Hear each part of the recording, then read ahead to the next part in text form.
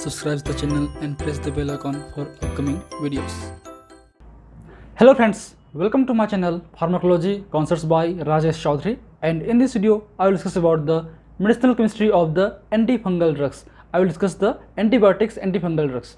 तो आज की इस वीडियो पे हम एंटीफंगल ड्रग्स स्टार्ट करने जा रहे हैं। हम इस वीडियो पे बेसिकली एंटीबायोटिक्स जितने हैं आपके एंटीफंगल ड्रग्स में वो हम कवर करने वाले हैं। बात करें इस टॉपिक की तो ये टॉपिक आपके B pharmacy 6th semester medicinal chemistry 3 का पार्ट है, जो कि यूनिट नंबर 4 का एक फर्स्ट चैप्टर है। तो ओवरऑल ये आपका चैप्टर नंबर 12 है, जिसका ये लेक्चर नंबर 1 है। And if you want to watch my previous videos regarding the pharmacology और medicinal chemistry, you can check description box below और बाय यूजिंग दिस लिंक।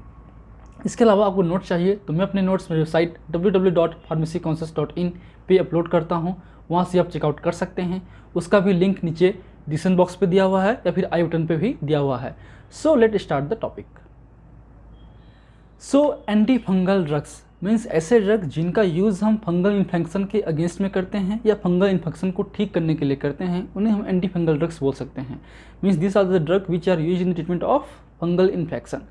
तो बेसिकली एंटीफंगल ड्रग्स में जो आपके मेडिसिनल केमिस्ट्री के syllabus में है वो हमको पढ़ना है एंटीफंगल ड्रग एंटीबायोटिक्स या एंटीफंगल एंटीबायोटिक्स, जिसमें आते हैं आपके एम्फोटेरेसिन बी, निस्टाटिन, नाटामाइसिन और ग्रेसिफ्लुइन, जो आज हम कवर करने वाले हैं। नेक्स्ट वीडियो में जितने भी आपके सिंथेटिक ड्रग्स हैं जिसमें आते हैं कोट्रिमाजोल, इकोनाजोल, ब्यूटेकोनाजोल, ऑक्सीकोनाजोल, टाइकोनाजोल, माइकोनाजोल, कीटोकोनाजोल, ये सब जो ड्रग हैं हम लोग अगले वीडियोस में कवर करेंगे।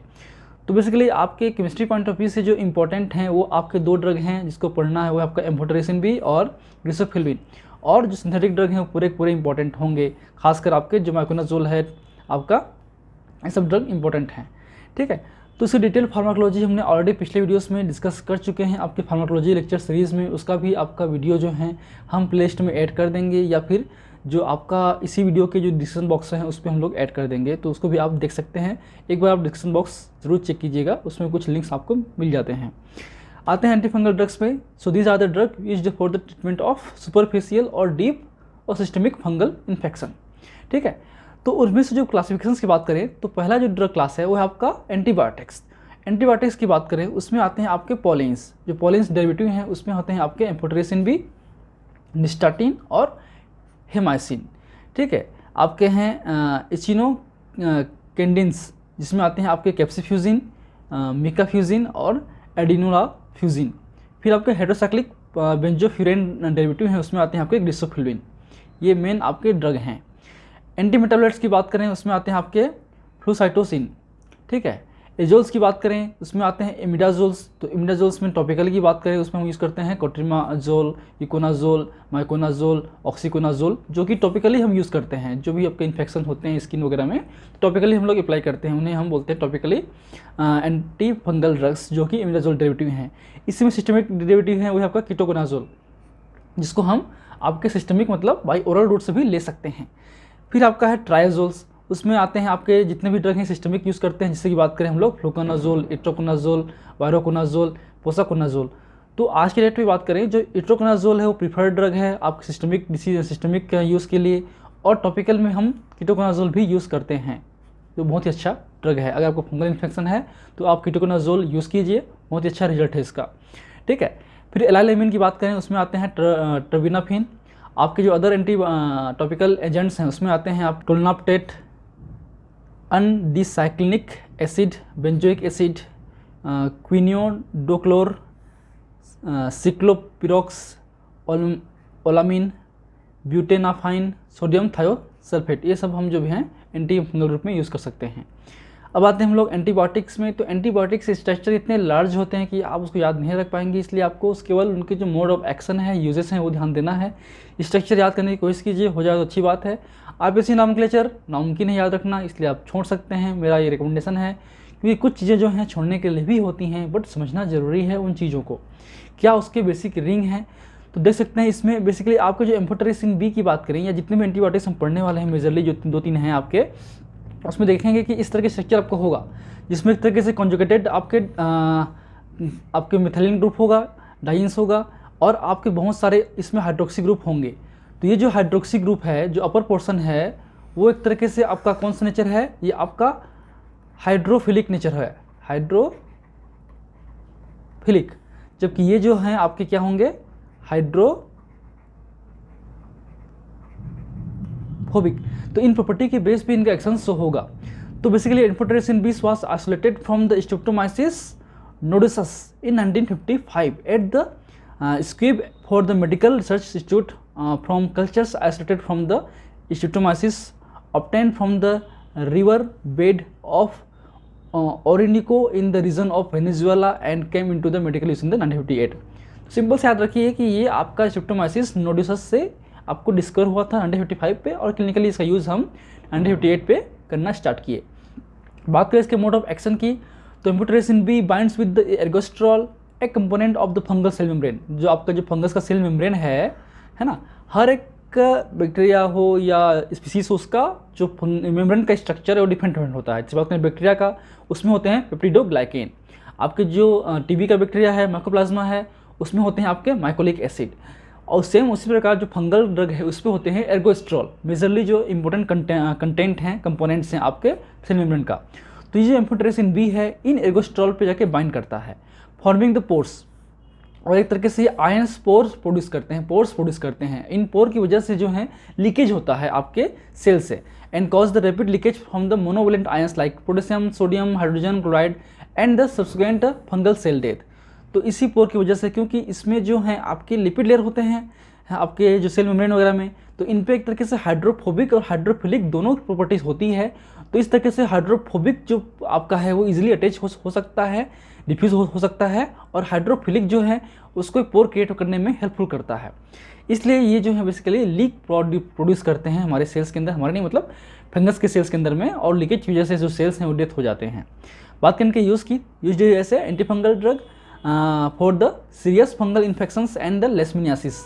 तो इसका यूज़ फंगल में करते हैं, उसके अलावा लेशमिनियासिस में भी करते हैं। The fungal infection is use to treat the induce the mucormycosis, aspergillosis, blastomycosis, candidiasis, coccidioidomycosis and cryptococcosis में हम इन जो फंगल हैं उनके अगेंस्ट में करते हैं।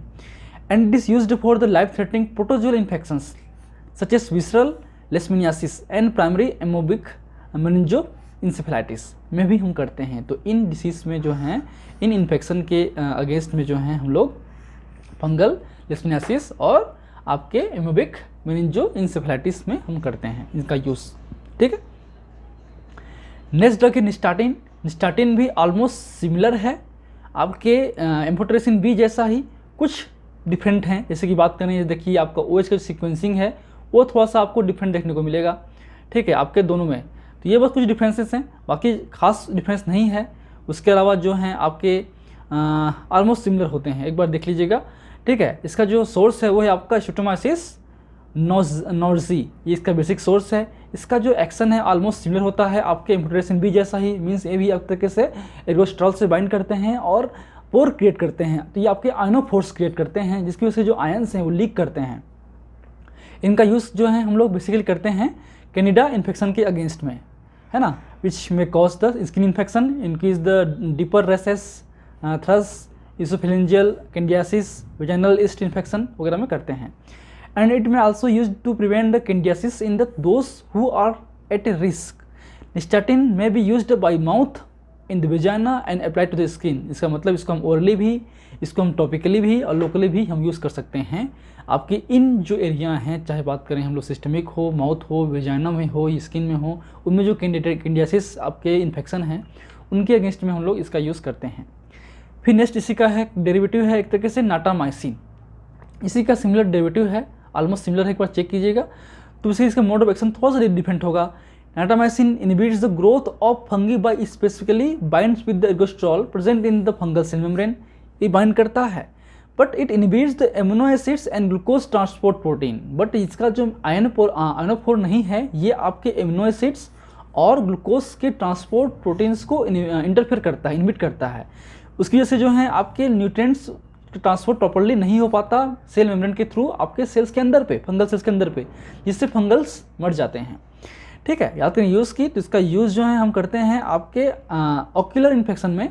Use to treatment of the fungal infection around the eye includes the infection of eyelids, conjunctiva and cornea, इनके infection में हम करते हैं। इसके अलावा इसका यूज़ हम आई ड्रॉप के रूप में भी करते हैं, आल्सो इसमें हम फूड इंडस्ट्रीज़ में एज ए प्रिजर्वेटिव के रूप में करते हैं। तो इनके बेसिक यूजेस हैं। अब आते हैं लास्ट ड्रग है आपका ग्लिसोफुलविन। ये एक तरीके से बाकी एंटीबायोटिक से डिफरेंट है। इसका जो सोर्स है वो आपका है पेनिसिलियम ग्लिसोफुलवम, आपका एक मेन सोर्स है। ये भी बहुत इंपॉर्टेंट एंटीफंगल ड्रग है। इसका स्ट्रक्चर देखें, स्ट्रक्चर जैसे बेंजोफ्यूरेन रिंग है और एक ही रिंग है, दोनों एक तरीके से जुड़ा हुआ है आपके स्पायरो फॉर्म पे। तो नंबरिंग की बात करें तो ये नंबरिंग आपका फ्यूरन की बात करें तो फ्यूरन पे ये 1 हो गया, ये 2, ये 3, 4, 5, 6 और 7। ठीक है, अब बात करें इसकी तो ये आपका हो गया 1 डेज, 2 डेज, 3 डेज और ये हो गया 5 डेज। ठीक है, तो ये इसकी बेसिक रिंग है। देखिए इसमें क्या क्या है, इसमें आपके 7 पे क्लोरो, 3, 4, 6 ट्राई मिथॉक्सी, 3 डेज मतलब ये 3 डेज, 4 और ये आपका 6, क्योंकि यहाँ पे ऑलरेडी जहाँ पे कुछ नहीं है मतलब CH3 है वहाँ पे, है ना। तो हो गया आपका मिथॉक्सी। तो 3 डेज 4, 6 ट्राई मिथॉक्सी, 5 पे मिथाइल स्पायरो, 5 पे मिथाइल, तो इसकी 5 पोजिशन है, उस पर है मिथाइल, इस पे 5 डेज पे क्या है, मिथाइल है। अब ये रिंग क्या है, स्पायरो है। कौन सा है, 1 बेंजोफ्यूरेन, आपके 1 पे बेंजोफ्यूरेन, 2, 4 साइक्लोहेक्स 2 इन, 2, 4 पे 2 और 4 डेज पे क्या है आपका साइक्लोहेक्स। ठीक है, और 2 पे इन, ये आपका 2 पे है आपका इन, क्योंकि यहाँ पे 2 पे आपका बॉन्ड जुड़ा हुआ है इसलिए 2 पे इन, और 1 डेज 3 मतलब 1 डेज और आपका ये जो 3 पोजीशन है उस पर क्या है आपका डाई ऑन। तो ये इसके हो गए बेसिक नोमेनक्लेचर। ठीक है, क्लियर है, क्योंकि ये जो 2, 4 डेज है मतलब ये इस बेंजोफ्यूरेन का 2 और इस साइक्लोहेक्सेन का जो है आपका 4 है ना, 4 डेज, तो इसमें जुड़ा हुआ है 2 और 4 डेज साइक्लोहेक्स 2 इन। ठीक है, अब इसका जो मोड ऑफ एक्शन है थोड़ा डिफरेंट है। The drug bind with the tubulin, मतलब इसके लिए ये आपके माइटोटिक इनहिबिटर हैं, याद रखिए। The drug binds with the tubulin protein and interfere the microtubule function, जो ये माइक्रोट्यूब्यूल्स फंक्शन है उनको इनहिबिट करते हैं। माइक्रोट्यूब्यूल्स बहुत इंपॉर्टेंट है, सेल डिवीजन में हेल्पफुल करता है। अल्टीमेटली ये सेल डिवीजन इनहिबिटर के तरह काम करता है, thus inhibiting the mitosis process. It binds to the keratin in the keratin precursor cells and makes them resistant to fungal infection.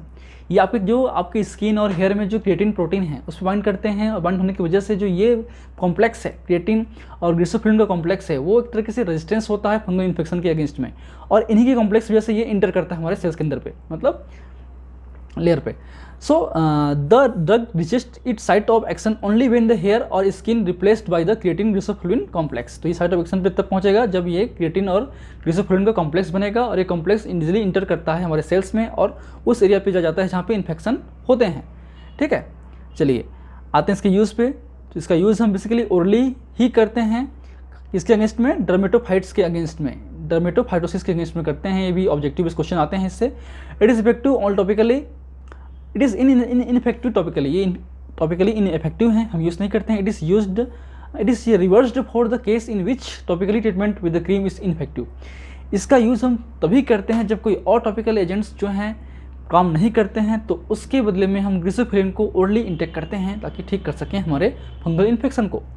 बात करें इसके यूजेस की, तो इसका यूज़ जो है एक तरीके से ये आपका फंजीस्टेटिक्स हैं, ग्रोथ को इनहिबिट करते हैं किस पे, डर्मेटोफाइट्स पे, लाइक एपिडर्मेटोफाइटोन, ट्राइकोफाइटोन, माइक्रोस्पोरम, इसके अगेंस्ट में। इसके अलावा इसका यूज़ जो है कैंडिडा पे नहीं होता है, और ये अदर फंगाई या बात करें डीप माइकोसिस की, उस पर भी हम लोग नहीं करते हैं, और बैक्टीरिया भी नहीं करते हैं। ठीक है, तो बेसिकली डर्मेटोफाइटोन्स में करते हैं, ओरली एक्टिव होता है। तो ये बेसिक्स इंफॉर्मेशन है, केमिस्ट्री है आपके एंटीफंगल ड्रग्स की। नेक्स्ट वीडियो से जो मेन इसका ड्रग हैं आपके इमिडाजोल्स हैं, ट्राइजोल्स हैं, एजोल डेरिवेटिव हैं, जो कि बहुत इंपॉर्टेंट हैं, क्लिनिकली भी यूजफुल हैं, उसके हम बारे में बात करेंगे। अगर वीडियो पसंद आता है so please like the video, share with your friend, and any feedback please comment on the comment section that motivates you for the coming videos. In last, thank you, keep watching.